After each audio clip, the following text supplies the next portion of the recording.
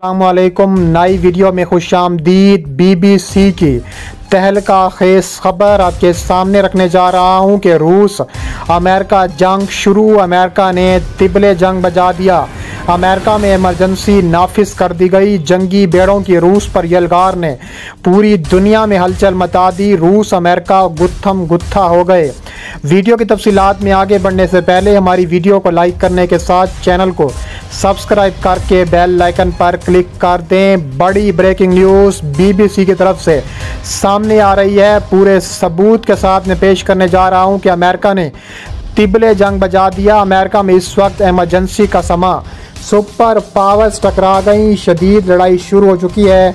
सदर जो बाइडन ने ऐलान किया कि अमेरिका ख़तरनाक तरीन लॉन्ग रेंज मिसाइल इसराइल के और रूस के ख़िलाफ़ इस्तेमाल करेगा। ताहम रूस ने अमेरिका का इस जंग को तौल देने का इल्ज़ाम आयद किया है।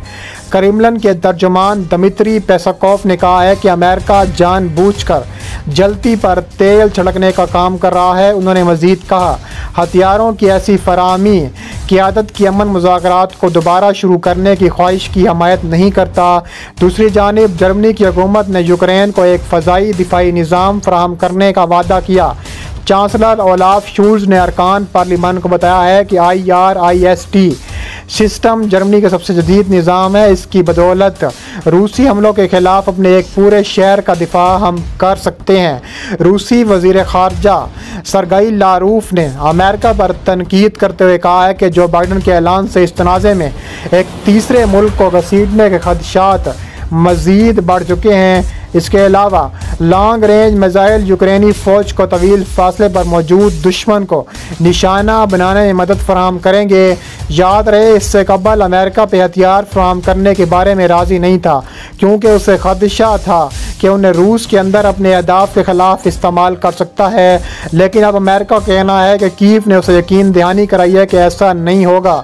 नायब सेक्रेटरी बराए दिफा डॉक्टर कूलन H काहिल ने कहा है कि ये मिसाइल ज़्यादा फासले पर दुरुस्ती के साथ निशाना बना सकते हैं। इंतहाई अहम अहदाफ को निशाना बनाना और इस जंग में सफ़े अव्वल पर लड़ने वाले फ़ौजियों पर से बोझ ख़त्म करने पर यह इंतहाई मुफीद साबित होंगे। यह निज़ाम 70 किलोमीटर के फासले पर मौजूद अहदाफ पर मुतअद्दिद मिसाइलों को लॉन्च कर सकता है। ये भी ख्याल किया जाता है कि यह निज़ाम रूस के ऐसे मसावी निज़ाम से ज़्यादा सस्तुरुस्तगी से अहदाफ को निशाना बनाता है। ऐलान काफ़ी पहले से मुतवक्किल था और यह अब तक के सबसे अहम फ़ौजी वादों में से एक की नुमाइंदगी करता है। इसके अलावा जारी जंग में रूस की जानिब से शदीद फ़ौजी क़ुव्वत का सामना करना पड़ा है।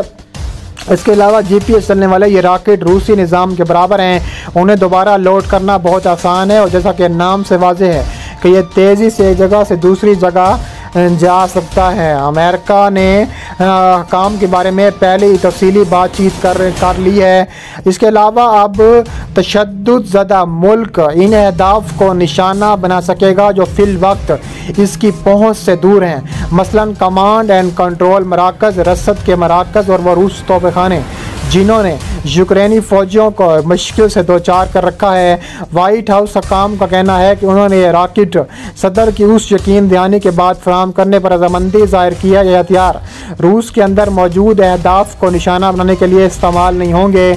इसके अलावा उन्होंने कहा है कि वो रॉकेट सिस्टम नहीं भेज रहे जिनसे रूस पर हमला किया जा सकता है। व्लादिमीर ज़ेलेंस्की ने अमेरिकी नेटवर्क न्यूज़ मैक्स के साथ एक इंटरव्यू में इस बात की तस्दीक की है। उन्होंने कहा है कि हम इसमें कोई दिलचस्पी नहीं कि रूस के अंदर क्या हो रहा है, हम सिर्फ अपने इलाके में दिलचस्पी रखते हैं। लेकिन क्रेमलिन के तर्जुमान दमित्री पेस्कोव का कहना है कि रूस यूक्रेनी सदर के बयान पर यकीन नहीं रखता। न्यूज़ एजेंसी के मुताबिक दमित्री पेस्कोव ने कहा है कि एतबार करने के लिए हमें कीव की जानिब से वादों की पासदारी का तजर्बा होना चाहिए, ऐसा कुछ नहीं है। अमेरिकी ऐलान की बात करते हुए उन्होंने कहा है कि हमारा मानना है अमेरिका बराह रास्त जानबूझकर जलती पर तेल छिड़कने का काम कर रहा है। वाइट हाउस हकाम के मुताबिक यह रॉकेट $700 मिलियन के इमदादी पैकेज का सबसे अहम हिस्सा हैं। इसके अलावा रूसी हमले के बाद से अमेरिका की जानिब से फ़ौजी इमदाद का ये 11वां पैकेज है, जिसमें हेलीकॉप्टर, एंटी टैंक हथियार, गाड़ियाँ और स्पेयर पार्ट शामिल हैं। दूसरी जानिब यूक्रेन के मशरकी शहर जारी लड़ाई में शरारती आई है और शहर के इंतजामिया के सरबराह का कहना है कि शहर का सिर्फ 20% हिस्सा ही अफवाज के कंट्रोल में है। रूसी अफवाज की जानिब से शहर के केमिकल फैक्ट्री में हमले के बाद व्लादिमीर ज़ेलेंस्की के रूस पर पागलपन का इल्ज़ाम भी आयद किया है। उन्होंने कहा है कि हम पनाहगाहों में आम शहरी हैं और इनकी तादाद अच्छी खासी है, लेकिन यह दूसरा आज़रस्टॉल नहीं है क्योंकि इस प्लांट के ज़रिए इस्तेमाल एक बड़ा शहर है, जबकि आज़म में ऐसा नहीं था। इसके अलावा रूस के डिप्टी वज़ीर आज़म बैरी बेसकोव ने रशियन टीवी को कहा है कि यूक्रेन जंग के दौरान ज़ेस्टा नामी लेज़र हथियार का प्रोटोटाइप इस्तेमाल किया गया, जिसने सिर्फ 5 सेकंड में बहुत बड़े हिस्से को तबाह किया। रूस के इस लेज़र हथियार से पहले सुपर स्वीट नामी एक हथियार भी इस्तेमाल किया गया है। बैरी बेसकोव ने कहा है कि अगर तरह स्वीट अंदा करने की सह सकता है तो लेज़र हथियारों की जदीद किस्म टारगेट को तबाह कर सकती है गरमाइश से जलाकर। ताहम अमेरिका के दिफा ने एक एहलकार का कहना है कि उन्होंने अब तक ऐसा कोई सबूत नहीं देखा जिससे तस्दीक हो सकती है कि रूस ने लेज़र हथियार इस्तेमाल किए। उधर व्लादिमीर ने कहा है कि इन मुवाफ़िकुल फितरत हथियारों से जो नाज़ी जर्मनी के मुताबिक दूसरी आलमी जंग के दौरान तैयार किए जा रहे थे, रूस पर हमला पैरा है। इसलिए हमने देखा है कि जंग के 5वें महीने में भी रूस मुवाफ़िकुल फितरत हथियार ढूंढ रहा है, जिससे वाज़ेह होता है कि इनका मिशन मुकम्मल तौर पर नाकाम हो चुका है।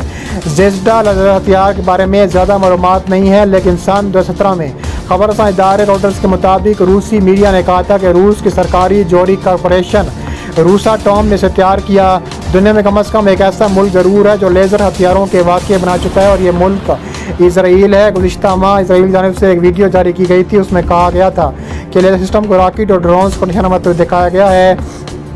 इसके अलावा रूस और अमेरिका की जंग में मज़ीद शिद्दत आ चुकी है और ऐसे ख़तरनाक तरीन जंग शुरू हो चुकी है। अमेरिका ने कहा है कि रूस अगर कामयाबी हथियारों का इस्तेमाल करता है, अमेरिका की सबसे भारी कीमत चुकानी पड़ेगी। बाइडन ने मुतनब्बे किया कि मॉस्को को मुश्तिल करने का नतीजा तीसरी आलमी जंग की शक्ल में सामने आ सकता है। बाइडन ने कहा है कि हम रूस के खिलाफ जंग नहीं लड़ेंगे क्योंकि नेटो और रूस के दरमियान बराह रास्त सदम का नतीजा तीसरी आलमी जंग है, जिसे हम रोकने की हर हाल में कोशिश करनी होगी।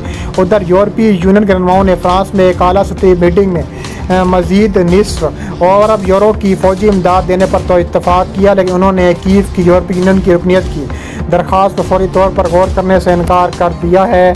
इसके अलावा बाइडन ने कहा है कि रूस ने यूक्रेन में कामयाबी हथियारों से इस्तेमाल किए तो उससे इसकी भारी कीमत अदा करनी पड़ेगी। उन्होंने कहा है कि यह बात मॉस्को के उन इल्ज़ामात पर अपना रद्द-ए-अमल ज़ाहिर करते हैं कि यूक्रेन और अमेरिकी हथियाती कामयाबी हथियार तैयार कर रहे हैं, जबकि मगरबी मुल्कों का ख्याल है कि रूस यूक्रेन में जंग के दौरान इन हथियारों के मुमकिन इस्तेमाल करिए राह वाल करने के मकसद से भी अफवाहें फैला रहा है, उस पर अमल पैरा हो चुका है।